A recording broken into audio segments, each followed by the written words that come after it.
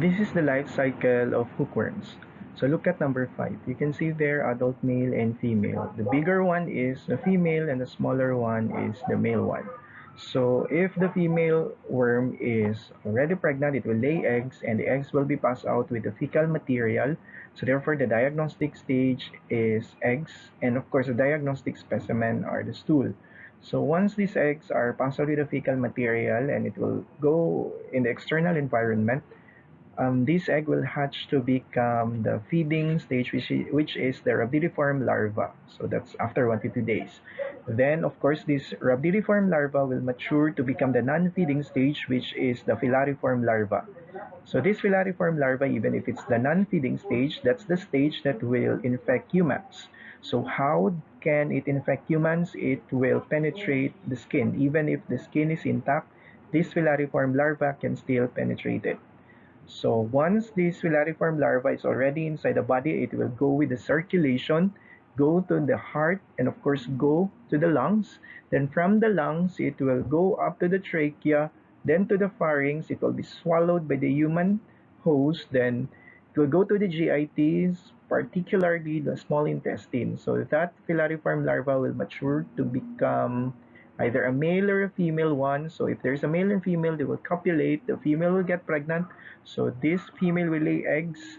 Then the eggs will be passed out with the fecal material and the cycle continues. So again, the diagnostic specimen is stool. The diagnostic stage are eggs. The infective stage is filariform larva, and the mode of transmission is skin penetration. There is also lung migration, and there is no auto-infection mentioned. So let us test your short-term memory. So for hookworms, what's the diagnostic stage? How about the infective stage? How about the mode of transmission? Is there any auto-infection? How about larval lung migration? So the diagnostic stage is ova, the infective stage is filariform larva, the mode of transmission is skin penetration, there is no auto-infection, and of course there is larval lung migration. There are two medically important hookworms. We have Ancylostoma duodenale and Ecator americanus, which are also known as Old World hookworm and New World hookworm respectively. So anything that pertains America, it's new, so that's your mnemonic. So if it's Necator americanus, that's New World hookworm.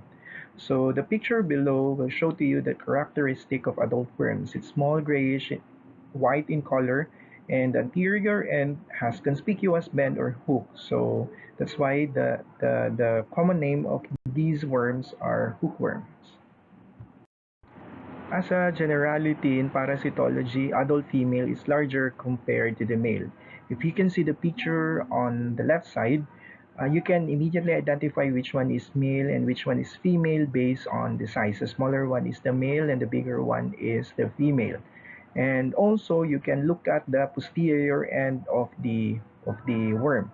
So if you can see an expansion, and that is caudal bursa. The use for that is copulation, and you can only see caudal bursa among male hookworms. This picture will show to you how small hookworms are. And anything with copulatory bursa, you can immediately identify that one as male. And if there's no copulatory bursa, then that's the female. This slide shows the difference between the filariform larva of Strongyloides stercoralis and hookworm. So in the picture on the left, you can differentiate the filariform larva of hookworm and Strongyloides stercoralis by looking at the length of the esophagus. So for the hookworm, the esophagus intestine junction will just be at the anterior 1/3. While in the Strongyloides stercoralis, you can see that the juncture will be in the middle. So therefore, Strongyloides stercoralis has longer esophagus compared to the hookworm. a picture on the right will be showing to you the difference between Strongyloides stercoralis and hookworm as far as the posterior end is concerned. Hookworm is pointed or blunted depending on the species, while Strongyloides stercoralis has the presence of slit. This slide shows to you ground H, which refers to the inflammatory reaction resulting from certain helminthic invasions into the skin. So the contact between the filariform larva and the skin will elicit an inflammatory response. So it becomes itchy, there will be edema, erythema, and later a papillovesicular eruption lasting for 2 weeks. This picture shows to you the track that is left behind by a migrating larva, so that's why it's called larva migrans. So another picture showing to you larva migrans. Before I will forget, it's called ground itch because it pertains to the soil, wherein the contact of the skin and the soil causes itchiness, so that's why it's called ground itch. So let's proceed. This picture shows to you larva migrans in two babies and adulthood, and it's a little bit more apparent if the skin of the hose is clearer, so you can see the track that is left behind by the migrating larva. Another picture showing to you a more severe larva migrans caused by hookworms. These are the two medically important hookworms. We have Ancylostoma duodenale and Necator americanus. Ancylostoma duodenale on the left, Necator americanus on the right. How are you going to differentiate the two? First, you look at the buccal capsule. So the anterior end or the buccal capsule for Ancylostoma duodenale, you can see two pairs of teeth. While for Necator americanus, as you can see, there are two semilunar cutting plates. And for the dorsal ray, for Ancylostoma duodenale, you can see that it's tridigitate, while for Necator americanus, the tip of the dorsal ray is bifid or bidigitate.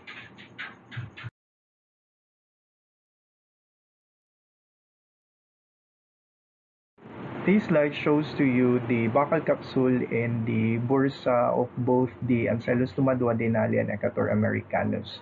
So on the left side is the Ancylostoma duodenale, while on the right side is the Necator americanus. So let's start at the top. So at the top is the buccal capsule. You can differentiate the two species by looking at the teeth. So for the Ancylostoma duodenale, there are two pairs of teeth. So all in all, four teeth. Two pairs of teeth, therefore four teeth. While Necator americanus, there are two semilunar cutting plates. Then at the middle, you can see the copulatory bursa. So for Ancylostoma duodenale, the copulatory bursa is short, but there are two. Okay, there are two in numbers, but they are short. And at the tip of it's plain. While in Necator americanus, since it's an American, it's long and it's fused and it's barbed at the tip. And lastly, at the bottom, you can see the dorsal rib-like rays for both the Ancylostoma duodenale and americanus. Again, on the left is duodenale, on the right is americanus. So for duodenale, there is bifurcation at the tip, while Necator americanus, bifurcation starts at the base.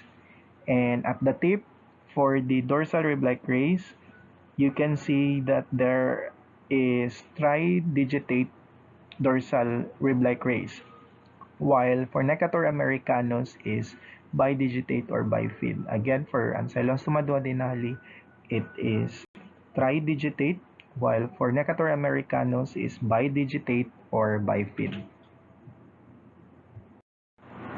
So using our knowledge regarding the characteristic of the buccal capsule for both the Ancylostoma duodenale and Necator americanus, so on the left side, that's Ancylostoma duodenale, since you can see two pairs of teeth, while on the right side, you can only see two semilunar cutting plates, therefore that is Necator americanus. In this picture, you can see on the left side that there are two pairs of teeth, therefore that is Ancylostoma duodenale, and on the right side you can also see two pairs of teeth, so that's another picture of Ancylostoma duodenale.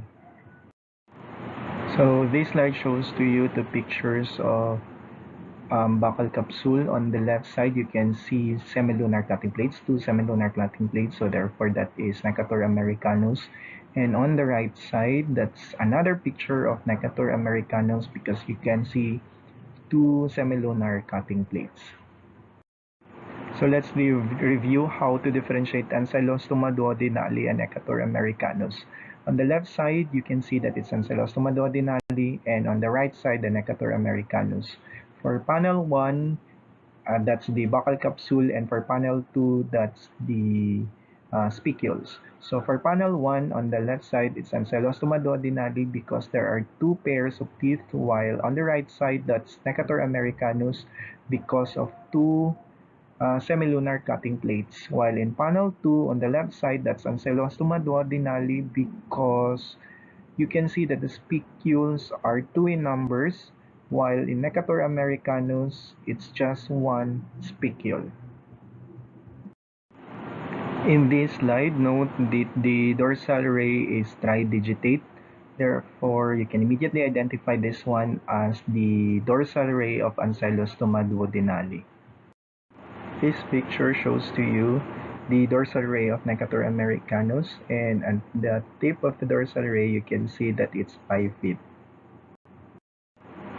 This slide shows to you the typical egg of hookworms.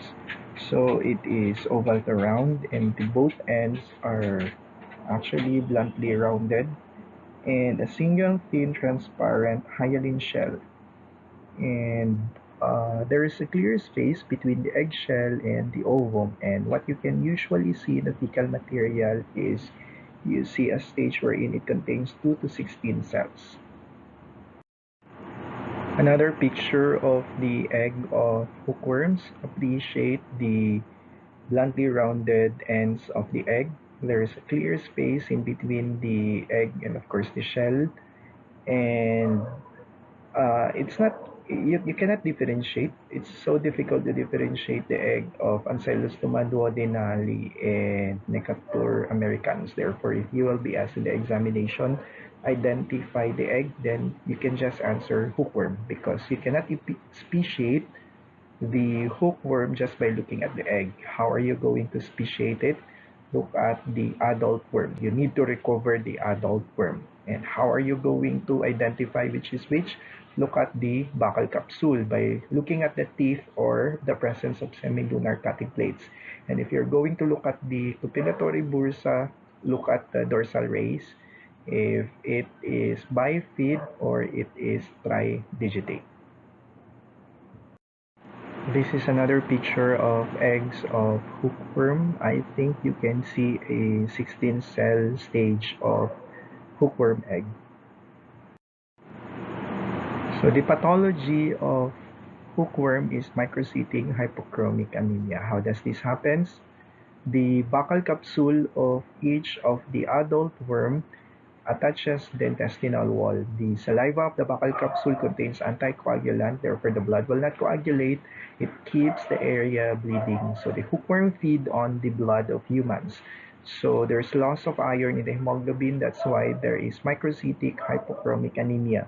There is also hypoalbuminemia because together with blood, proteins and albumins are also lost. So again, if there is heavy parasitic burden for hookworm, the complication is microcytic hypochromic anemia, which is different to ascariasis, wherein the presentation for heavy infection is intestinal obstruction. For Trichoris trichiura, that's rectal prolapse. This slide shows to you the clinical features of hookworm infection. So there will be extreme pallor, specifically microcytic hypochromic anemia. As a manifestation of iron deficiency anemia, the patient will present with pica or geophagy. There is also puffy face as a sequela of hypoalbuminemia, because we mentioned earlier that together with the RBCs, proteins, lymph, and albumin are also lost. There's also growth retardation because you need oxygen carried by this RBC for growth of muscles and bones. And of course, if the patient is already school-age child, then there is deterioration of school performance. So these are the pathology caused by hookworms. So there is ankylostomiasis or necatoriasis, depending on the species that's affecting the individual. So for the site of entry, because it's itchy and it's related to contact of the skin to soil, then we call it ground itch.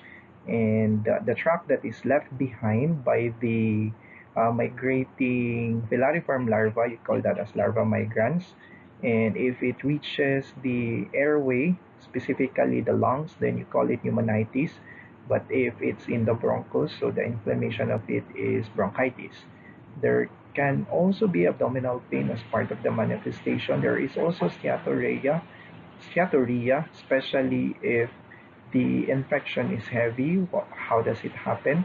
The buccal capsule of the adult worm will attach to the villi. Therefore, if all or most of the villi are already destroyed by this adult worm, therefore the surface area for absorption will also be compromised. So that's why there will be no more absorption of nutrients. Together with nutrients are the fats, so it will result to steatorrhea. So if there's steatorrhea, there will also be diarrhea. And of course, eosinophilia, since this is a parasitic infection. So for chronic infection, there will be daily loss of iron, because the adult worms are feeding on blood, so it will result to iron deficiency anemia.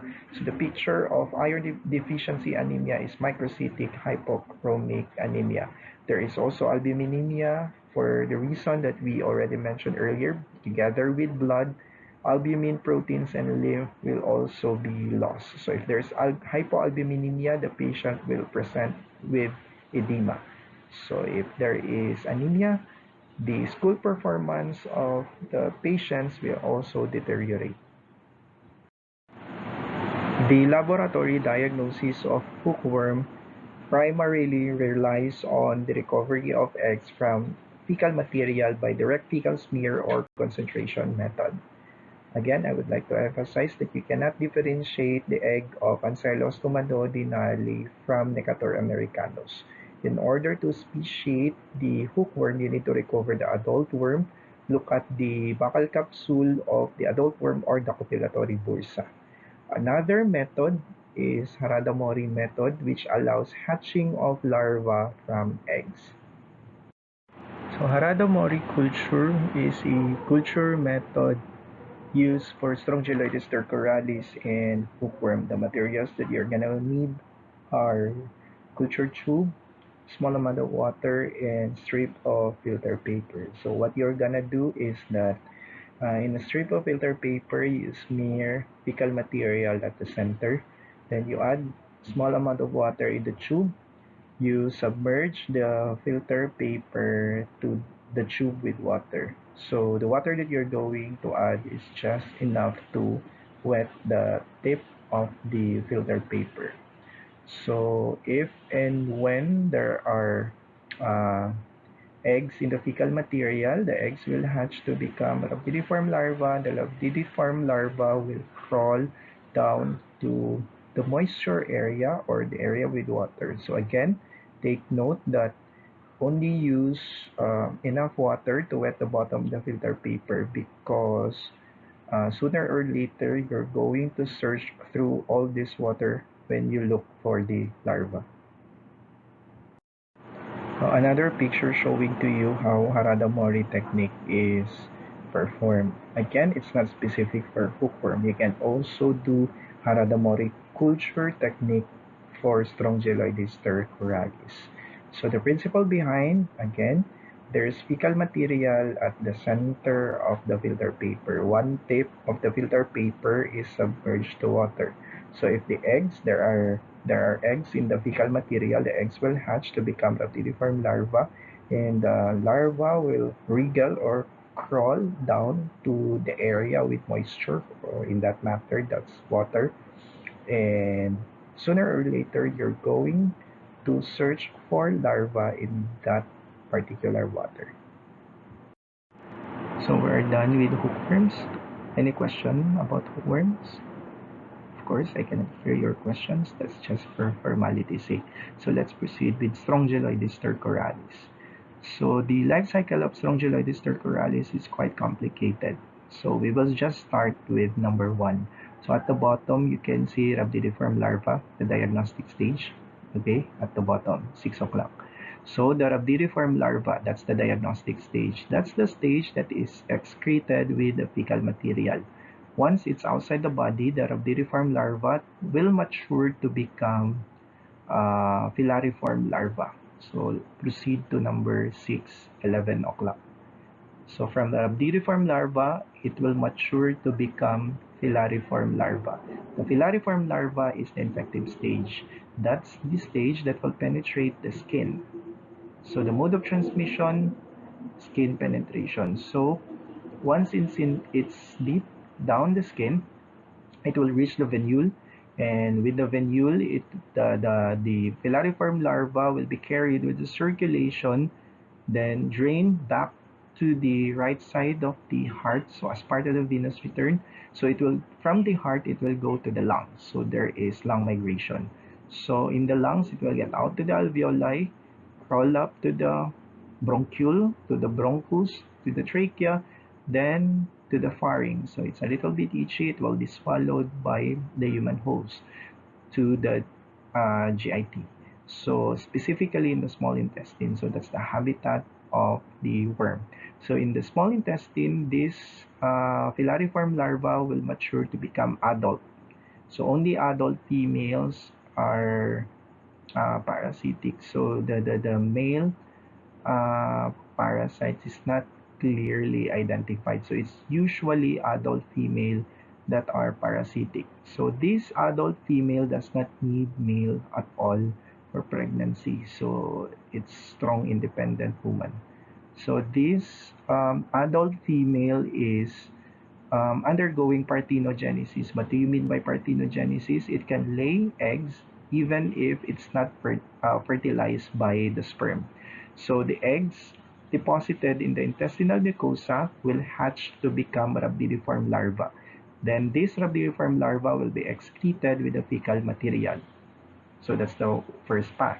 The second path of this rhabdidiform larva is that it will not be excreted with the fecal material, but rather it will mature to become filariform larva. This filariform larva is the infective stage. So it's not actually passed out with the fecal material. It will still stay in the colon or the perianal skin.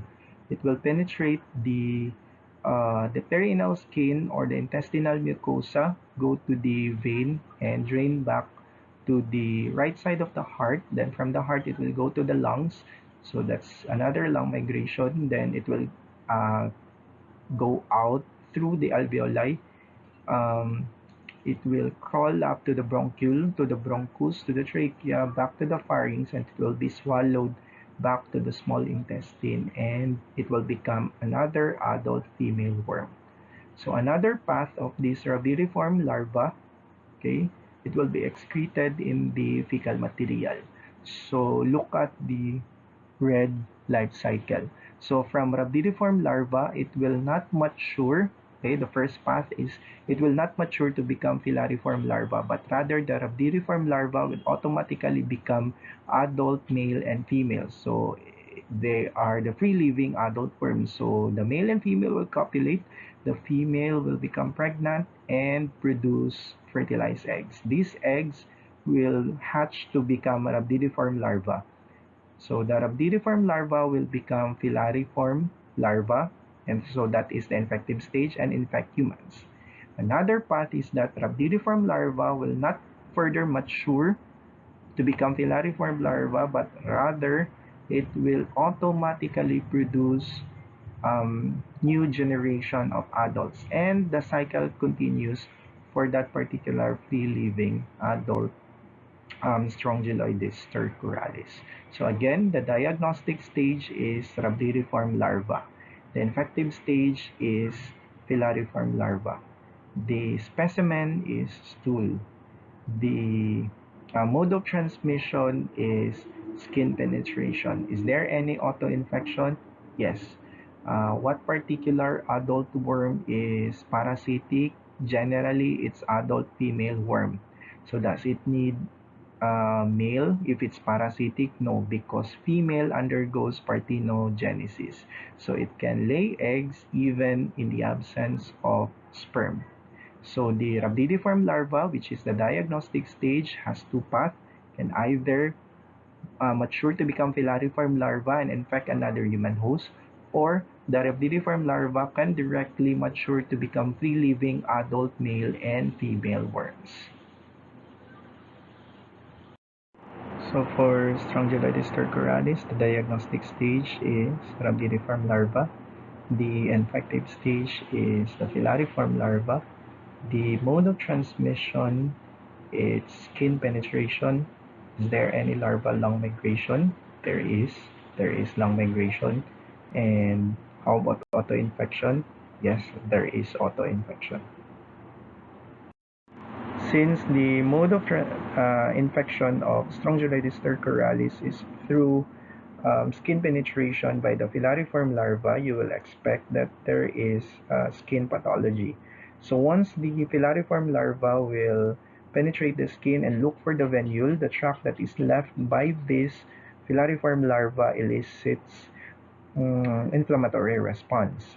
Since Strongyloides stercoralis moves rapidly, what is left behind is actually non-prominent larva migrans. So that larva migrans, a variant of that larva migrans is larva curens. So again, larva curens is just a variant of cutaneous larva migrans. The difference is that the larva curens, the causative agent, usually it's Strongyloides stercoralis, since the filariform larva is rapidly moving and reaches the venule rapidly. Therefore, the tract that is left behind is not that prominent. The elicited inflammatory response is not that prominent.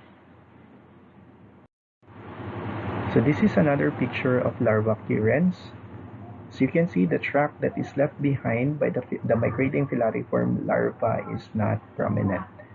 The location of larva migrans would actually give you an idea whether it is an auto-infection or an infection that is acquired from the environment. How can it give you an idea whether it's an auto-infection is from the environment? The location of the larva curens. So looking back at the life cycle of the parasite, if it's an auto-infection, most likely um, the filariform larva either penetrate the colon, or the filariform larva will penetrate the skin in the perianal area. If and when it's the skin in the perianal area that is penetrated, then you can see the tract that is left behind. So we call that as larva curens, either in the perianal area, in the buttocks, at the back, or probably in the trunk. So it will give you an idea that that is auto-infection. But if you see the larva curens in the lower extremities, then most likely the mode of acquiring the infection is through skin penetration, or the infection is gotten from the external environment. So this slide shows to you the difference between larva migrans and larva curens. If it's larva migrans, the larva that is involved is slowly moving, so that's why it's giving or allowing time for the inflammatory response to set in. So the tract that is left behind is more prominent or more defined. While in larva curens, since Strongyloides stercolaris, filariform larva is fast moving, therefore it's not giving or allowing more time for the inflammatory response to occur. So that's why the tract that is left behind is not more defined. So it's more of urticarian.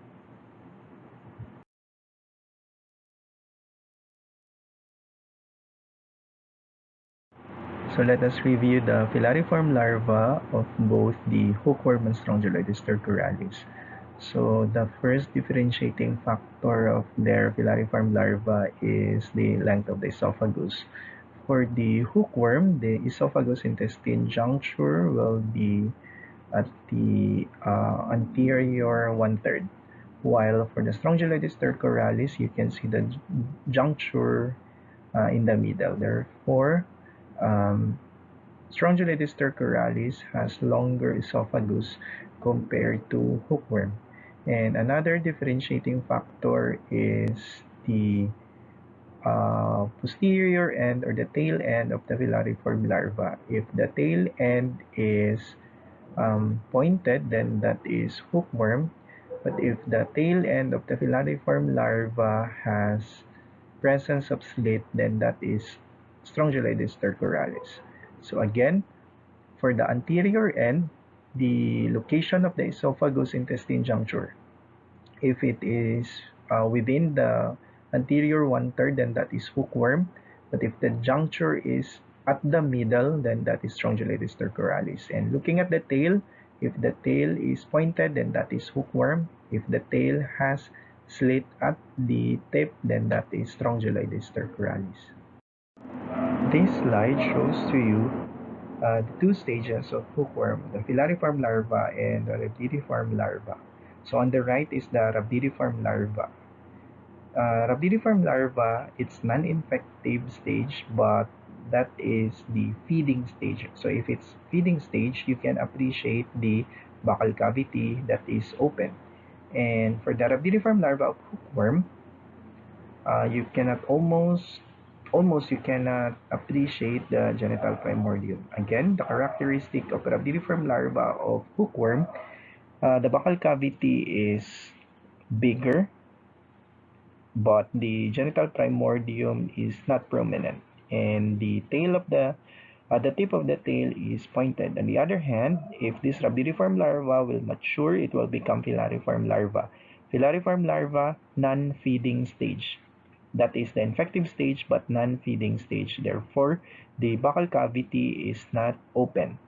And to differentiate the filariform larva of hookworm with that Strongyloides stercoralis, the filariform larva has short esophagus. So the esophagus will just occupy the anterior one-third. Therefore, you can see the esophagus intestine juncture at the anterior one-third. And looking at the tip of the tail, it's pointed. So typical of hookworm filariform larva. This slide shows to you the rhabdidiform larva of Strongyloides stercoralis. So the same rhabdidiform larva is the feeding stage, therefore the buccal cavity should be open. But take note that the buccal cavity for Strongyloides stercoralis rhabdidiform larva is short, but the genital primordia is prominent.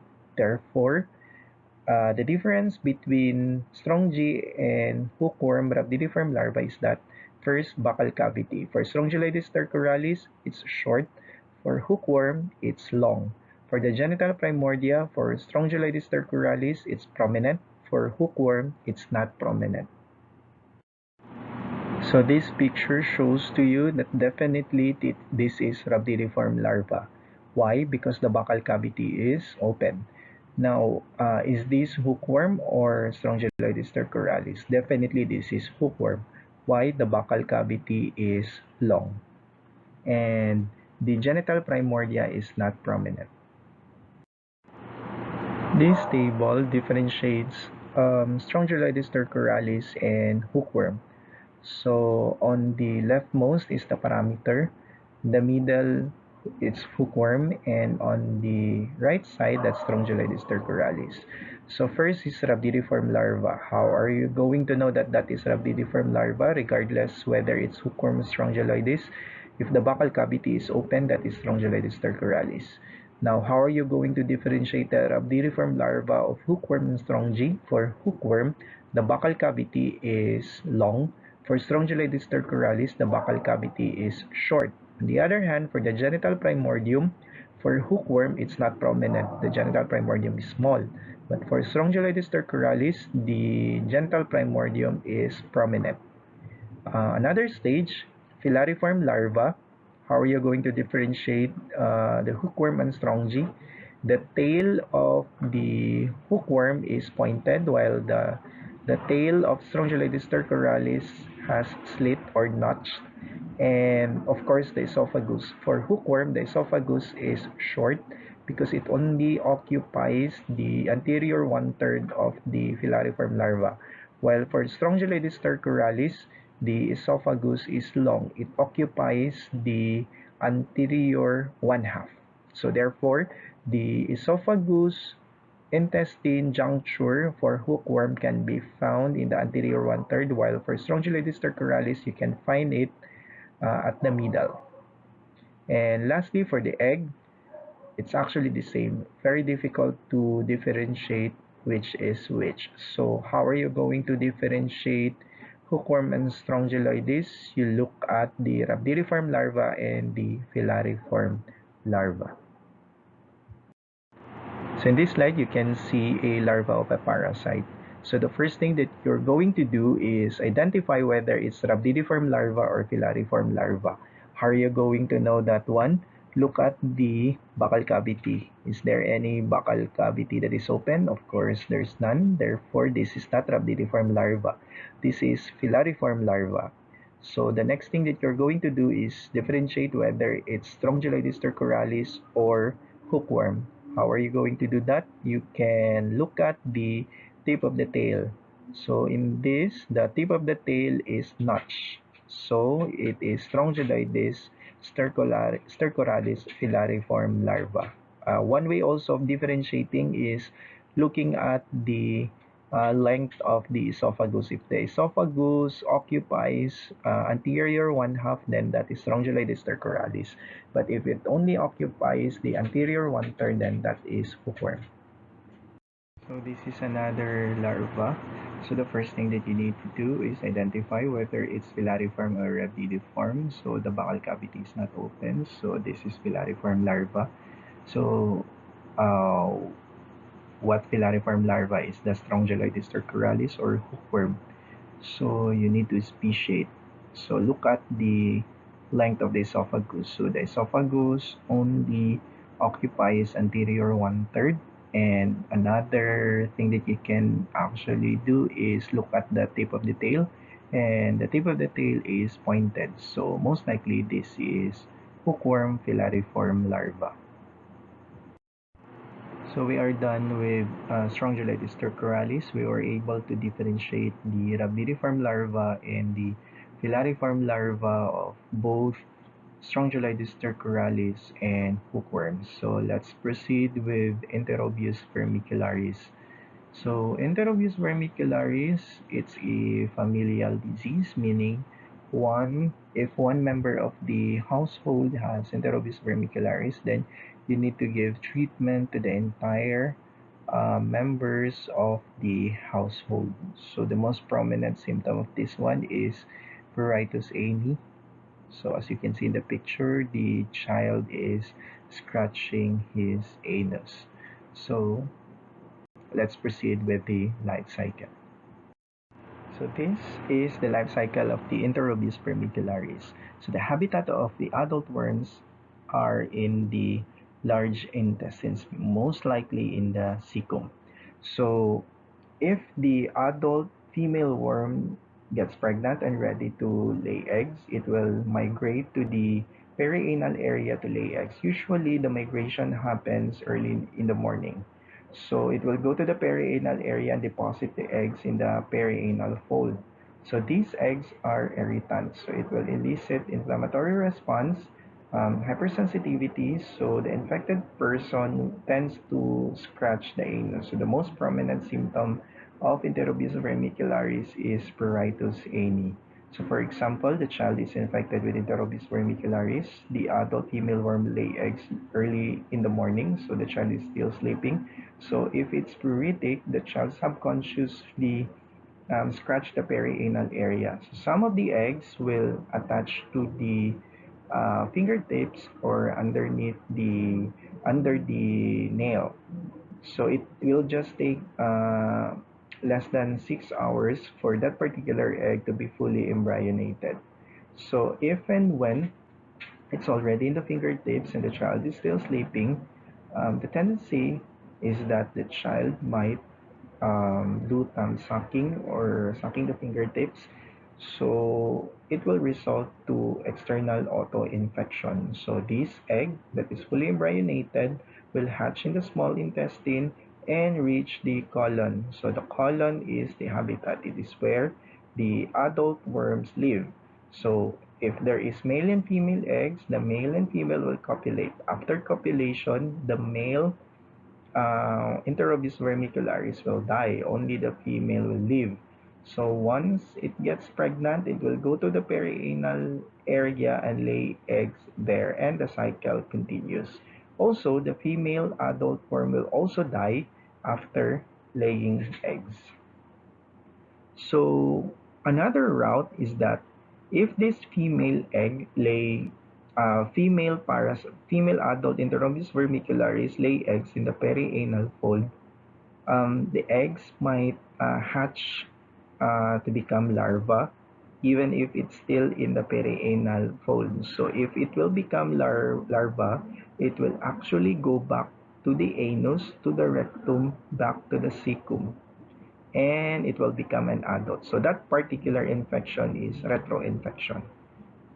And another route is that if the eggs are already in the perianal fold, so the chances are it will be scratched by the child. So some of the eggs will attach to the blanket. Once the mother will awaken the child and fix the blanket, it's possible that uh, the eggs might be dispersed in the environment. So it will go with the air and it might be inhaled by other members of the household. So that mode of transmission is inhalation. So another is external autoinfection, and another is retroinfection if the larva is hatched in the perianal fold. So another thing that is quite important to mention is that it's possible that the female adult worm will lay eggs in the appendix. So if it will lay eggs in the appendix, the egg will obstruct the appendix, resulting to acute appendicitis. So that's a board exam correlate. So an organism, a parasitic infection that can cause appendicitis, then that is Enterobis vermicularis. These are the modes of transmission of Enterobis vermicularis. First is ingestion of contaminated food or water with eggs. Another is air inhalation, which we mentioned earlier, or self-infection. So it can be external auto-infection or it can be retro-infection. This is the typical egg of Enterobius vermicularis, wherein the egg is asymmetrical with one side flattened and the other side convex. So it looks like letter D.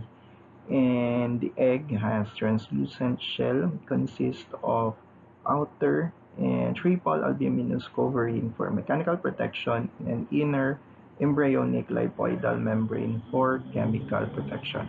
So again, very typical of this parasite or parasitic egg. The other side is flattened, the other side is convex. So it looks like letter D. Take note that in the anterior end of the adult worm, Enterobis vermicularis, there is presence of cephalic alley. Again, if you will be asked a nematode with cephalic alley, automatic you answer Enterobis vermicularis.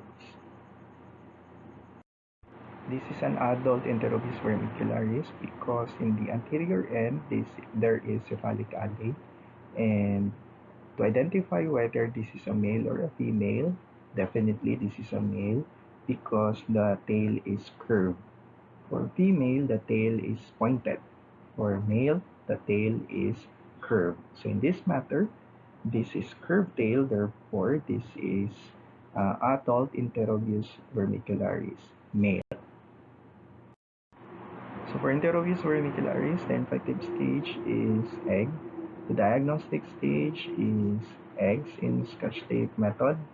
The mode of transmission is ingestion of egg. It's also possible that You can inhale the eggs, but generally the mode of transmission is ingestion of egg. And if the question is there any auto-infection? Yes, there can be auto-infection or even retro-infection. The diagnoses are often clinically by observing the female worm or many worms in the perianal region, that can also be using the Scotch tape test or swab of the stool. This is Scotch tape method, which is the most reliable method to detect eggs of Enteropus vermicularis. So you place a piece of Scotch tape and the sticky side down to the skin around the anus. Then the eggs of the Enteropus vermicularis will stick to the tape, and then the tape can be viewed under the microscope. So you just need to take note that in doing this test, or this method, it should be done immediately after the patient wakes up in the morning before washing or going to the bathroom or getting dressed, since eggs may be removed during these procedures.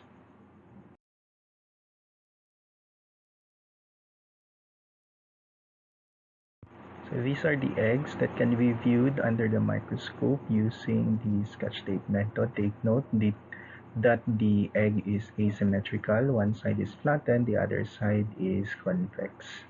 So it looks like letter D. So very typical of Enterobus vermicularis egg.